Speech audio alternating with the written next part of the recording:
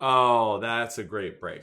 Okay, we are going to do a live reaction plus over-explained to Harry Styles' Late Night Talking in the Live Lounge. It's a live recording of his Late Night Talking song. And the two elements of this is, first, it's a reaction, so you're going to get my kind of honest take of it. This might be the second time I've heard this song, but the first time I've heard this live version.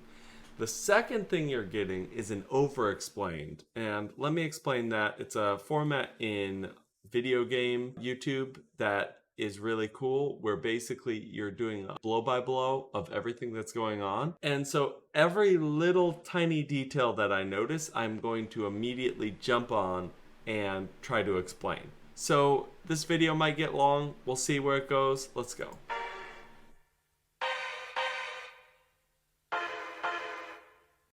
Okay, all right. I told you it's going to take a little bit of time. First of all, super cool synth sound. We'll talk a little bit on ways that to maybe find that. A couple things to notice. We got a percussionist over there. We've got drums, and we're kind of in a studio setting. We immediately notice that. A few things that tip us off. Everything is extremely well mic'd. Not that you can't well mic things in a full-on live setting, but you're gonna mic them better in a studio setting. We've got the drums in a glass shield. Again, if this was like a music video, probably no glass shield. If this was a full-on live show, again, potentially no glass shield. Still, some bands, I think it's becoming more common now that you throw that glass shield on there anyway. All right, let's keep going. Things haven't been quite the same. All right, that's the money shot right there. Let me get my head out of the way. Korg Kronos. Now, this might sound really, really dumb, but that is a great way to know what sound somebody is using exactly. Now, you can't reliably entirely use this method because they might be using a soft synth or a laptop to create their sound. He's got in-ears in. So they're getting their sound from basically just being sent into the headphones. All right, let's keep going. There's a haze on the horizon, baby. It's only been a couple of days and I miss you. Yeah. Okay, couple other things to point out. Another thing is the chord progression. Let's talk about the chord progression. Chord progression 6, 2, 5, 1, and then you got the 3 chord as a dominant, bringing us back to the 6. Very common chord progression. I feel like I'm hearing this all the time now. The reason why it works so well is it's a circle of fifths. So as you continue around the circle, we're basically pulling ourselves around, and when we get to the end, we're doing a little jump. So, 6 to 2 is a fifth, 2 to 5 is a fifth, 5 to 1 is a fifth, but then 1 to 3 is not a fifth. But that lets us get back to 6, so that's why that's there. Nothing really goes to plan. Oh, did you hear the subtle change? Now we got percussion in a different place. We've got guitar doing skank. Everything's pushing the music forward. Another interesting thing is the contrast between the vocals being very soft, subdued, but at the same time we have this extremely aggressive, very percussive, articulate rhythm section. Stub your toe, break your can. I'll do everything I can. Okay, part of the reason why this drives so much, great shot of Harry there, by the way. That bass player on the pick, that sound that you're getting, that is pick. You'll hear it a lot in Paul McCartney, but not quite as common as using fingerstyle, but you get more of that percussion. Good use of the mic there. He's pulling away as he's singing louder, natural compression. Love it. Ooh, okay, we got a mic back here by the drummer. Chances are she's going to use it. just sing in a second on the chorus. If you're feeling down, I just wanna make you happier, baby. Wish I was around, I just wanna make you happier, baby. We've been doing all this late night talking about anything you wanna till the morning. Now you're in my life, I can't get you off my mind.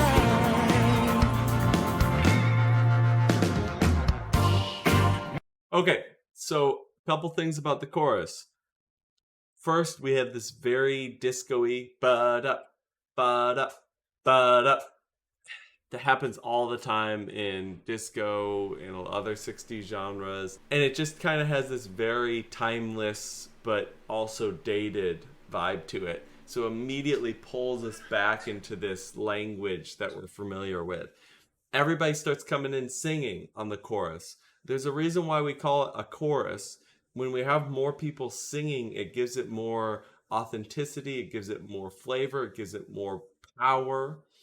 That synth playing along, very cool sound. Everything in this has a really nice sound, very tailored to this song, which is really nice to see. Not something that you would hear necessarily on something else. Although that main chord synth is a pretty common sound. Never been a fan of change. Ooh. Do-do-do-do-do. Nice little add-on for the verse 2. Follow you to any place. Adjusting the in-ears. Anybody who plays with in-ears knows that right away. An in-ear, you gotta adjust pretty regularly because you need a tight suction to hear the sound really well. And over time, they will start to pop out just naturally as your head moves. Your ear canal kind of goes up and back, and then it moves out. If it's Hollywood or Bishopsgate, I'm coming to. So again, we now have the layered in harmony vocals. Everyone's getting more active. It's exactly the type of verse 2 you'd want to see. Oh, that's a great break. Let's talk about breaks and fills for a second, because they've been killing it this whole time. Most of the time, they're doing exactly what you want, which is very nice, predictable drum fills. And again, these don't take anything I'm saying as like, oh, this is the gospel, you gotta do it this way.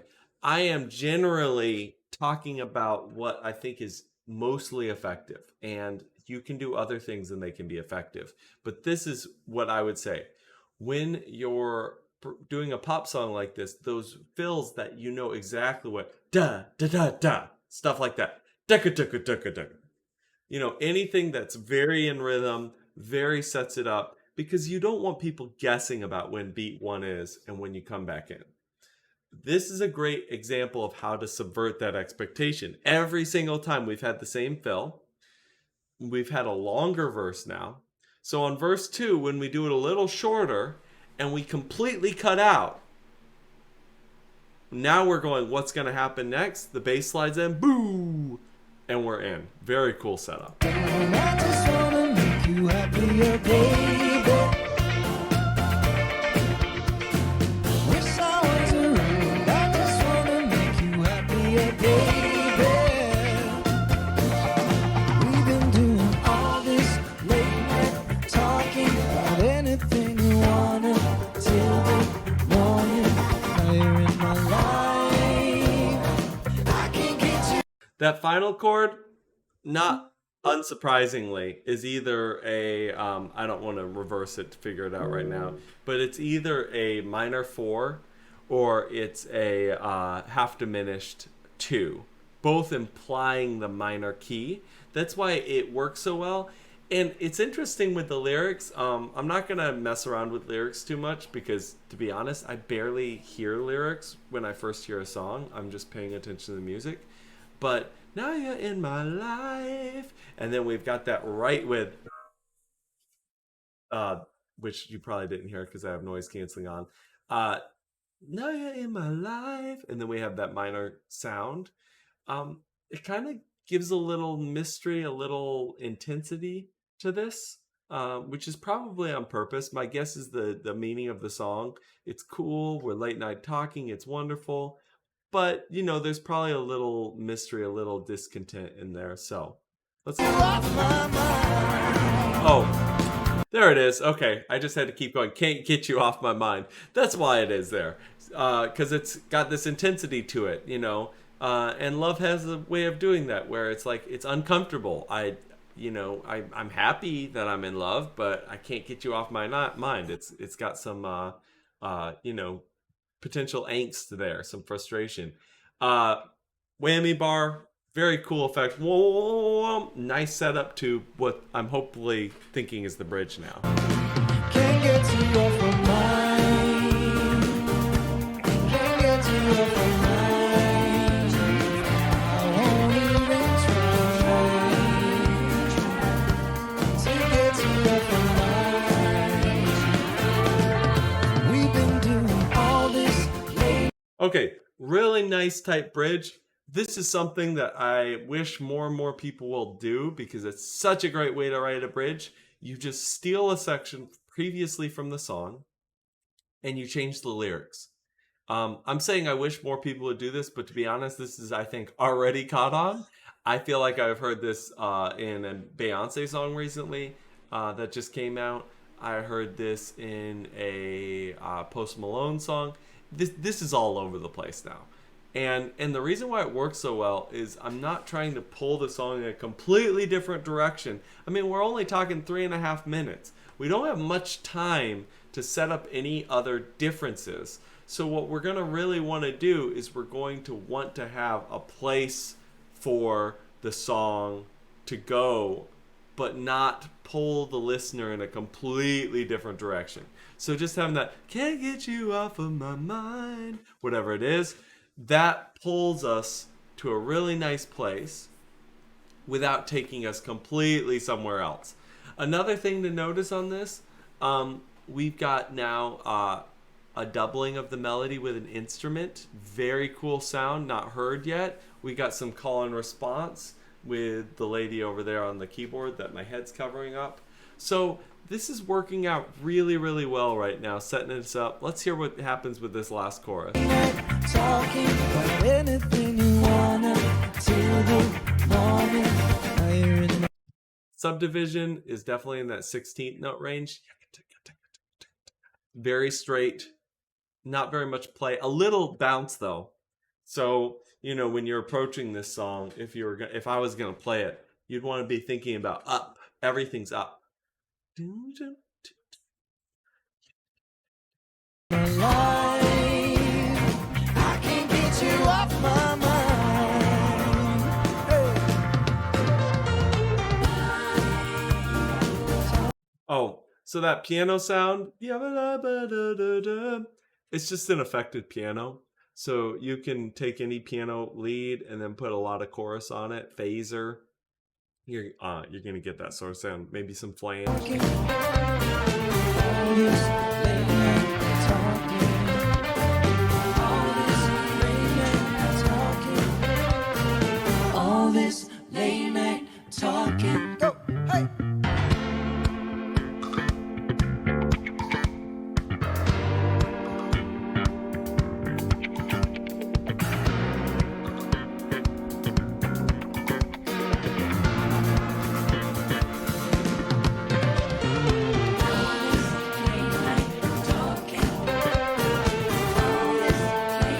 Okay, this is another thing that actually is older that I'd love to come back, which is the solo or the solo break near the end of the song. Something Prince does a lot, something Michael Jackson would do sometimes. It is a really great way to send off a song and also set the song up for a real live scenario. I'm not going to call this a real live scenario because this is definitely feeling like a studio vibe. I mean, it's BBC radio, so I'm sure this was done for the radio. And so what they're doing is they're basically effectively breaking the song down at the end, giving a little more space for an instrument to showcase. It was the bass here. We got that slap in there. Very cool thing. So let's ride this out and then let's talk about it. I won't even